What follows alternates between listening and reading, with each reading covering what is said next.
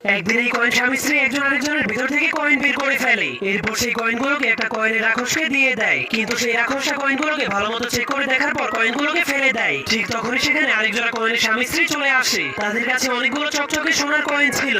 এরপর তারাও তাদের ভিতর থেকে দুইটি সোনার কয়েন বের করে সেই রাক্ষসকে দিয়ে দেয়। এমনকি কয়েনের রাক্ষসকে খুশি করার জন্য একটা এক্সট্রা কয়েনও দিয়ে দেয়, যার ফলে সেই কয়েনের রাক্ষস অনেক খুশি হয়ে সেই কয়েনটাকে তার গলার ভিতরে রেখে দেয় আর বাকি দুইটি কয়েনকে মেশিনের মধ্যে ঢুকিয়ে দেয়, যার ফলে সেই মেশিনের ভেতর থেকে একটা কয়েনের বাচ্চা বের হয়ে আসে। যা দেখার পর সেই গরিব কয়েনের জোড়াটা কান্না শুরু করে দেয় আর রাক্ষসকে বলে দয়া করে আমাদেরকেও একটা বাচ্চা দিয়ে দিন। কিন্তু সেই রাক্ষসটা তাদেরকে বলে চকচকে সোনার কয়েন দিতে না পারলে তোমাদেরকে কোনো বাচ্চা দিব না। যা শোনার পর গরিব কয়েনের জোড়াটাও সেই রাক্ষসটাকে খুশি করার জন্য একটা পুরনো সোনার কয়েন উপহার দেয়। কিন্তু রাক্ষসটা কয়েনটাকে দেখার পর বুঝতে পারে সেটা অনেক পুরনো, যার কারণে সে তাদের কাছে আরো কয়েন চাইতে শুরু করে। এই জন্য তারা শুধুমাত্র একটা বাচ্চার জন্য তাদের সবগুলো কয়েন খুলে খুলে শয়তান রাক্ষসটাকে দিতে শুরু করে দেয়, যার ফলে এবার রাক্ষসটা অনেক খুশি হয়ে দুইটা কয়েনকে মেশিনের মধ্যে ঢুকিয়ে দেয়। ঠিক তখন